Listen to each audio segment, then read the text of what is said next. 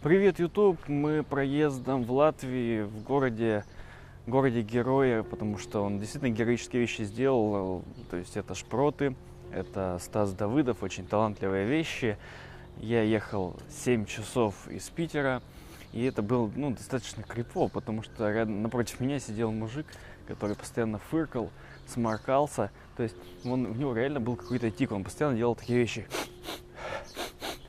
И так на протяжении всех 7 часов. И самый ад, что он выглядел очень контрастно, он выглядел очень по-плейбойски. Ему 35 лет, но он выглядел хорошо, как Ланнистер, при том, что у него была жирная жена и тупой ребенок. Почему ребенок был тупым? Ну, наверное, потому что он постоянно смотрел какие-то дебильные мультики и играл в говенные игры. Но это даже не настолько ужасно, я это даже не вспомнил с первого раза, а вспомнил именно его тупого отца, который действительно заморкался постоянно.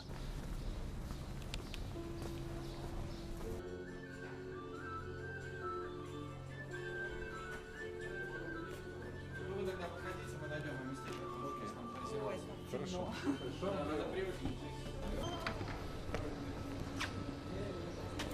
Excuse moi. Очень аутентично, но очень дорого, не стоит того.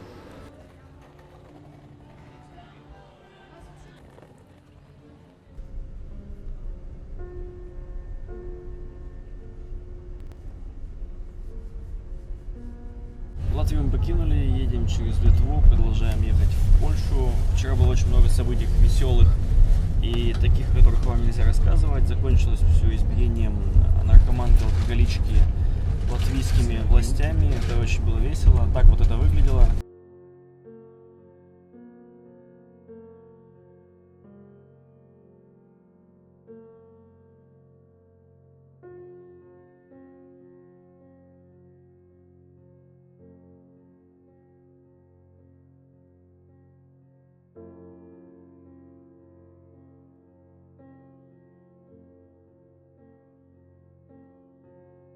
Сейчас я попробую показать вам, что находится напротив меня прямо.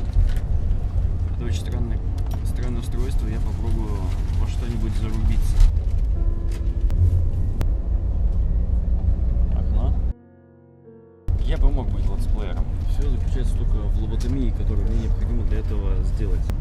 Выехали в 7, приедем в 7. Сейчас где-то 11, соответственно, ехать еще 20 часов. Я понятия не имею, что я буду делать 20 часов в автобусе, но назад было решено сдать билеты и купить на самолет.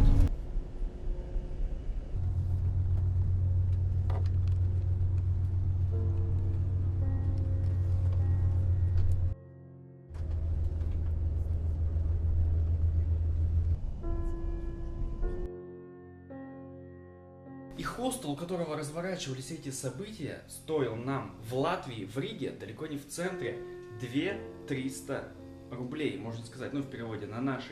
Здесь же, в Праге, мы таки добрались и за 2600 сняли вот что. Если я найду женщину, у которой приданое кроется в таком ящике, я стану не только не child-free, я даже на ней, наверное, возьму ее в жены свои. Нет, это не прилагалось. Зато прилагалась огромная кровать. Прилагался занятой Стас Лиепа. Огромное окно. Огромная вторая кровать. Еще окно. Сабля, блядь, я могу устраивать здесь бои. Я могу драться даже с Одри Хепберн, мать ее. Какие-то уникальные сервизы. Машинка Зингера. А Зингер, как знают петербуржцы, приносит успехи. Отличный стартап Павла Дурова кроется в здании Зингера. Опять комод. И самое главное, холодильник со жратвой. Где он? Здесь так много места, что я забыл. Холодильник с едой. То есть мы еще можем жрать бесплатно. Это сущие копейки. Тут еще какая-то тайная комната с вещами, которые пахнет старостью. Ну не мудрено, мы снимаем этот дом у бывшей актрисы. Она даже играла в Москве и все такое, была прикольной женщиной в молодости. Так вот выглядела, судя по всему. Какая милая. Удивительно, разница на контрастах заметна. Такие дела. Рига, оказывается, значительно дороже. В общем, друзья, следующие блоги, я думаю, будут повеселее, потому что я более-менее освоился, застаканился здесь. Прошло где-то час, а мы все еще ищем подвох, потому что в квартире оставлено огромное количество всяких, ну, можно сказать, даже ювелирных изделий, плазма, какая-то женщина. И мы не ставили даже залога, ни копейки. То есть можно, можно даже здесь подкачаться к лету, смотрите.